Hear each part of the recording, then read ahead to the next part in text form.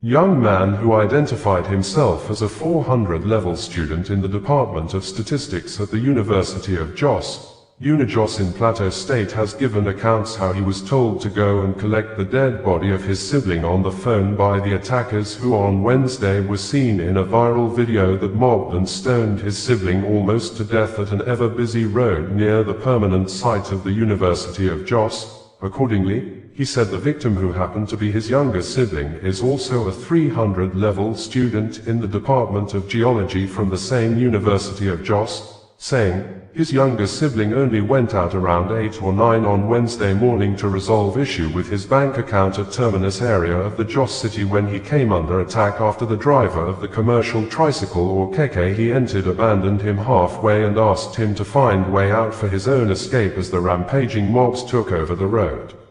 According to the elder brother of the mob victim, who also introduced himself simply as Nando, his younger sibling, already sensing danger, called him on the phone that the Keke driver had abandoned him halfway before the junction of his house, that he's currently running on the street towards home, adding, the victim begged him to look for commercial motorcycle or Okada rider to advance towards his direction and wait at their street junction to help him home, but while he made attempt to do as requested by his younger brother, the security operatives in the area prevented him, saying they can't allow him go out because the situation in town was too dangerous. He said while he was looking helpless, he decided to put a call across to his younger brother, only for the phone's call to be answered by the attackers, who spoke to him in Hausa language that they have killed his brother, that he should go to the scene to pick his younger brother's dead body.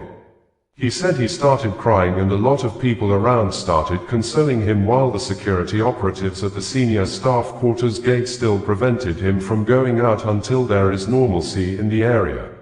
He said some sympathizers took him home from the point he was to the university staff quarters, where his neighbors who came in to also console him started encouraging him not to cry again, with the optimism that his younger brother is not dead. He said one of his neighbors thereafter asked him to report the issue at the police station, which they did, and submitted the snapped copy of the victim's student identity card at the police station and returned home waiting for feedback from the police.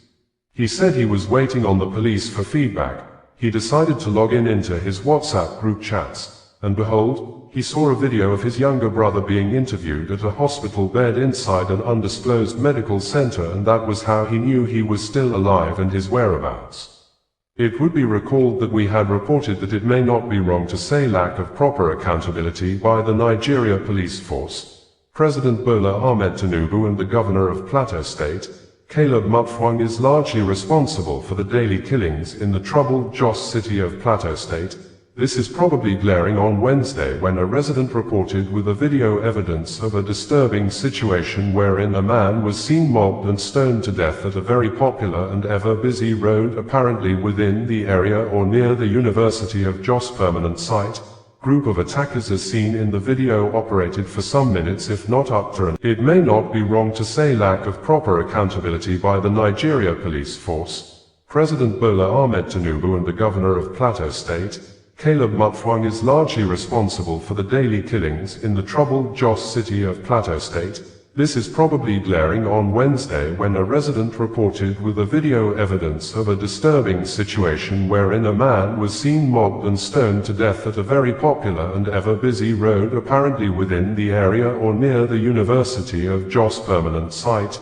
Group of attackers as seen in the video operated for some minutes, if not up to an hour, used sticks, stones among others to hit the victim's head until they were satisfied the man would have been dead, while vehicles were seen speeding off and moving away from them with no resistance or timely response from the Nigerian security operatives, even when the worsening security situations and tensions in Plateau State have become of global concern. This, the Plateau State Command of the Nigeria Police Force, in a statement on Wednesday, only said a disagreement ensued between some youths in Nasarawa Gwom community of Jos North local government area on Wednesday and caused minor tensions in the town, saying, unfortunately, some hoodlums and crisis merchants took advantage of the situation to cause fear and panic among traders and students within the university community. However, the command in collaboration with other security agencies swiftly intervened, arrested the situation and restored calm in the area, but the Nigeria Police Force command apparently kept mute on the now viral video of a man being mobbed and stoned to death in a brutal and highly provocative manner that can cause a reprisal attack, more so, as daily killings in the state are attributed to religious differences. Although some persons said the victim was still alive, but Sun newspaper reported on Thursday morning that 3 persons including the victim were killed in the fresh violence that erupted in Plateau State on Wednesday.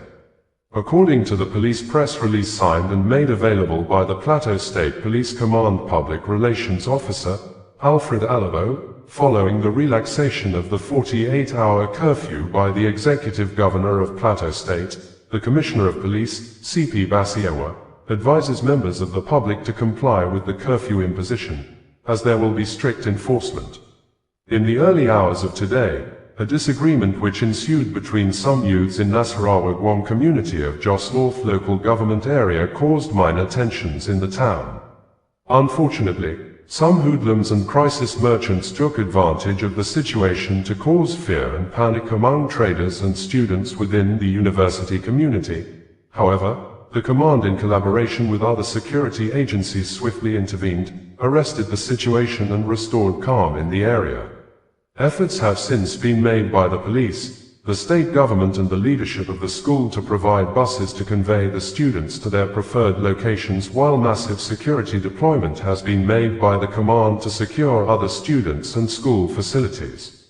So far, the command has arrested 7 suspects, including one Matthew Musa, 27 years, who was arrested in possession of 2 locally made firearms, and one Yakubu Abdullahi, 26 years old, who was wearing a military uniform. President Bola Ahmed Tinubu of Nigeria has commended the governors of Kaduna and Plateau states after citizens were massacred by terrorists almost simultaneously on Sunday in the 2 states, with the president claiming Governor Caleb Mutfwang contained the situation in Jos without specifically stating what the governor did. Even when armed terrorists successfully invaded and massacred citizens, or brutally and indiscriminately shot sporadically and killed numbers of persons at Gari Yahweh quarters in the Angwan Rakuba community of Jos North local government area of Plateau State on Sunday night, which was also the Christians' last day of the Holy Week of Lent known as Palm Sunday leading up to Easter celebration.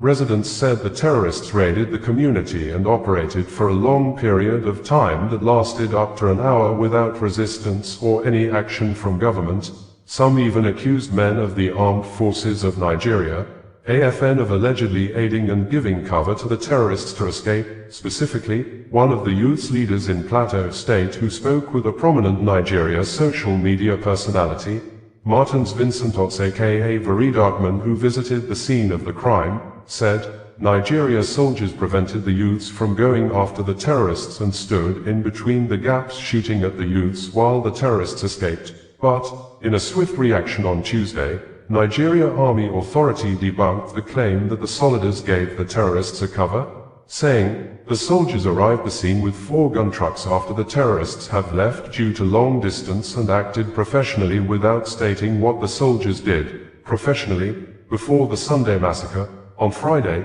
in one of the burial ceremonies of the people that were previously killed by terrorists in Plateau State during the Christians' Holy Week of Lent, Reverend Ezekiel Dakamo, while speaking, said, in this village, Rim in Riyam local government area, alone, we have received attacks from the Islamic terrorists more than 24 times, and many residents said the Sunday massacre was premeditated, and the governor and the president apparently failed to put proactive measures in place to prevent the attacks. That aside, almost at the same time on Sunday, another group of terrorists attacked Kahia village in Kagako local government area of Kaduna State, shot sporadically at residents and killed and kidnapped several numbers of wedding guests, a crime, according to Punch newspaper. A resident said the attackers operated freely and successfully up to an hour without resistance, but President Bola Ahmed Tinubu in a press statement on Tuesday specifically said, I commend Governor Caleb Mutfwang of Plateau State for his efforts in containing the situation in Jos and Governor Uba Sani of Kaduna State for supporting the rescue and containment efforts. apparently reacting to the worsening security situation in Nigeria shortly after the president's press release was published on Tuesday. Lieutenant General Tukur Buratai, former Nigeria Chief of Army Staff, posted a video in his verified Facebook social media account with a statement, "History, Maiduguri, Nigeria, year 2017. For the first time in years, the Nigerian army conducted military drills in the Sambisa forest, which previously had been a stronghold for Boko Haram." Voice of America, VOA was Osazuwa Radio, bringing you the news in a more digital way.